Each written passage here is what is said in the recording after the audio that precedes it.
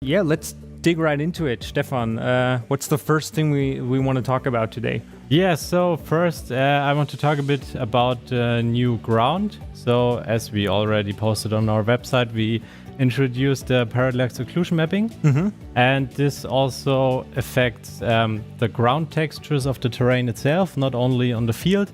And you can perfectly see it here on this way to the field. So you see all these little stones are coming a bit out of the ground. Yeah, I think even like once you start moving around, this is when the ground actually just becomes alive and just fully three-dimensional. You can really see the single rocks and bits and pieces, and this is the case with each like ground texture we have in the game. Yeah. So each of them has their own height map. So of course, stones are the highest ones here on the terrain. But also the grass and that stuff is a bit more three-dimensional. Definitely more vibrant, brings a new feel to how the game world just feels when walking around or also driving, because we have the same thing over here on the field as well. Yeah. You don't really see it here now because there's a straw on the field, so it's a bit covered. But later on, I prepared a cultivator, so there you see it pretty well, and also with plowing. You see it really nice. So we already see, what do we see right now here on the field? That's wheat, because it doesn't look like the wheat from FS19, definitely. Yeah, so we updated the textures there and also the 3D models, so it looks way better. You can just see it here. And also, the stubbles on the field. And you see it also...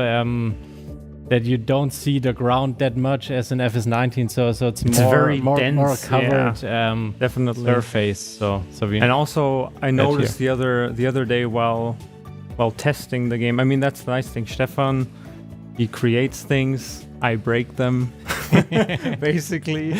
But I noticed that while testing with our wind effects and everything we have in game, the new foliage just looks so vibrant. You can even see the little waves and ripples going through it at times. It's really cool.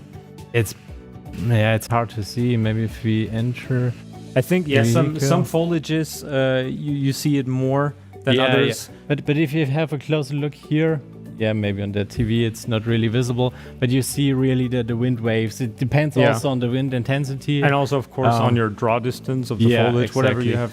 But it looks really nice. Before it was only just waving every time the same, but now it's really dynamic and makes it more realistic. Yeah, I mean, side note here, this is also kind of ties in, I believe, I'm not sure if Jos already talked about it, but with the seasonal the seasonal mode we have in game and the seasons that's directly integrated. Of course, we have different weather types in the game as well. The wind will change, the direction will change as well. Also the direction changes. So if now the wind comes from the back and you see it like this here, but it can also change the direction and you directly see that on the fields.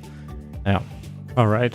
So we got here our New Holland combine harvester, the CH 7.70. We already showed that on some screenshots. So, like a smaller combine from New Holland. A good starting combine.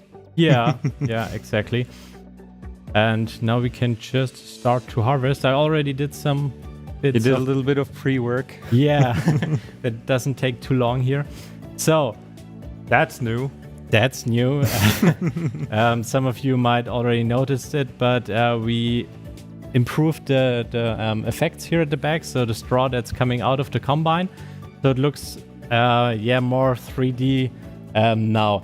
Before it was only a 2D mesh and the texture scrolling over it, but now it's really 3D particles that's coming out of the combine. You can almost smell all of the dust in the air with these particles. Yeah, and also the dust at the back. Straw is looking amazing. Yeah, and you also have kind of the also similar improved effects at the front. If you have a close look here, the take-in effects basically. Yeah, we improved them a lot, so you now really see how each crop is coming into the header. And then feed it into the combine harvester. Nice. And there we got also different effects for different header types. Okay. So like this is just a normal cutter, but you also have draper headers, the ones with the belts, and you really see that the crops fall onto the belt. They move and differently then move into the center. So it's individual for all headers. Nice. Yeah. So there's something very specific, though, I know you worked on regarding like headers specifically in the whole harvesting process. Something that hasn't been part of FS19 so far. Maybe we want to reveal a little bit about that. If you have a close look here, you barely see it. So the header is not completely straight. It's here a bit down, just a few centimeters. But now we introduced the automatic header tilt and height control. So the header is automatically detecting the height of the ground and is adjusting to it, and also tilting the header so it perfectly matches the ground. Okay. So it doesn't. It does not only have a visual effect. On this field, we barely see it, but some you. I think see once it a you bit get more. started harvesting on the Alpine map, for example. yeah. But also for mod maps that have some steeper slopes, it also improves the driving, so you don't get stuck on the header and So. And this is the case for every header in the game? And not every. The ones that only also got that in real life. So not every header got a tilt control. So the height control is implemented on all headers to improve that. But the tilt is only on that support that in real life. For example, on older combines, you don't have that in real. So only on the new ones. Makes sense. Yeah. All right. So I mean, we have a little something more planned later on, but for now, after harvesting our grain here, something else we might want to show. You already parked some trailers in the back. Those are also new. Yeah. So we got another brand Rudolph. The German trailer brand. So and we got some really nice trailers from them. So let's just tip that into that. Then I can show you the trailers. So pretty nice ones. Yeah. So we got some more, not only these two. So they're the same. But yeah, they're really nice. And pretty nice new wheels, so that are from Continental. Especially these road wheels are new, so we haven't had them branded yet. Okay, but now we got them also branded and not as Lizard. They look really nice, and also the new profile on there. The profile is more 3D. So, and we also got from Continental the wheels on our really nice John Deere. So they're also really nice. So this is also the white configuration for the wheels. So it looks pretty good on our John Deere. So also a new tractor. Basically everything new. Older tractor from John Deere was built end of the 90s. And as a young timer in the game now, we can just enter. I also see in the front that's a new weight. We have new weights that's as also well. New.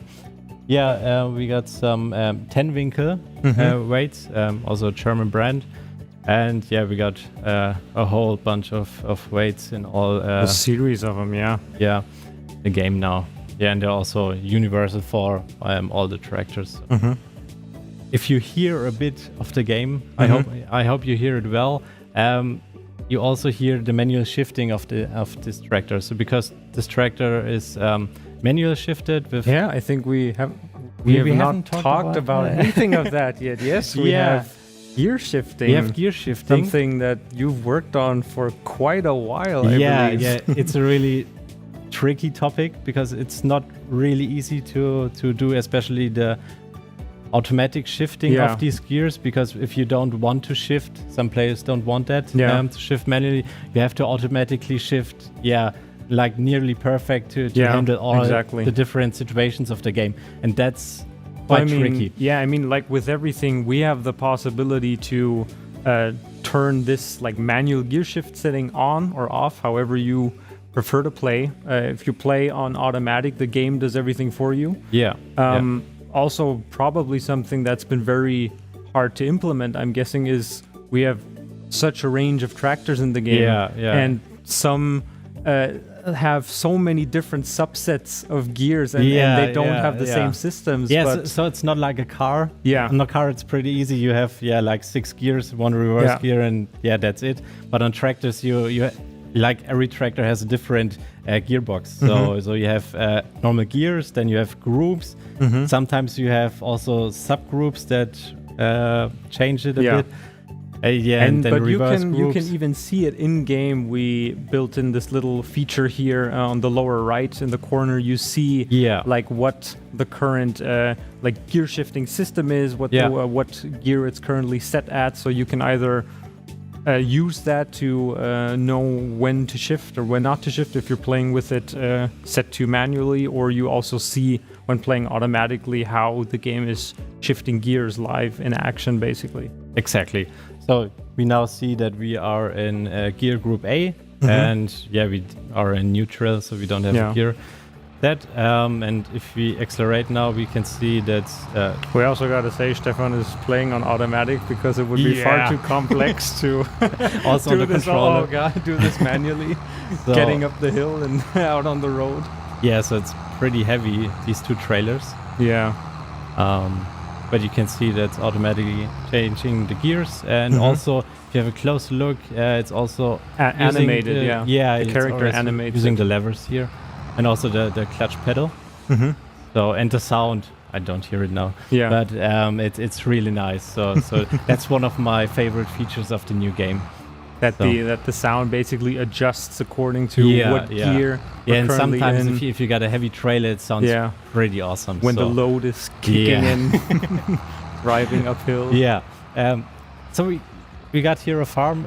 I built here some bits. Hope that looks quite nice. Hope you don't get stuck on our little fence here. I hope. But trailers are pretty long. They're pretty hard to maneuver. But this is one of our farm silos that you've placed down here. Exactly. So also a new brand from Unia, so a Polish brand that's producing such silos. So we got some more of them in different sizes. So we have a different range of them available in game. So you can choose which size you want, and you also can extend it with silo extensions like you already know from the past games. That's pretty good. But what we want to show here now is that when unloading into a silo from your trailer, we also have these nice new sound effects. You hear the new sounds, so let's listen. Let's listen to that. There you go. So you also, if you look, it's the camera. We don't really have that much in the trailer. It was unloaded pretty quickly. I forgot to unload the full combine. Sorry for that. Didn't have the time to get all of the field done. But we can. But that's the thing. We want to show you as much as we can. In our time window, of course. But we can also unload it here to show you the unloading without anything in. And you can also see that we improved the animation here of the hydraulic cylinders. In the past games, so this hydraulic cylinders has many subparts that are extending. These single pistons. Exactly. And in the past, we extended them all at the same time, but now it's more realistic, and they extend one after another. It's this gradual... Exactly. Hello, NPC. Hello. Oh. It's basically this gradual extension of one part. And if you have a listen to the sound, you also hear when each cylinder is at the end and it's locking into its position. So you also hear that. So that is way more realistic and really great to hear.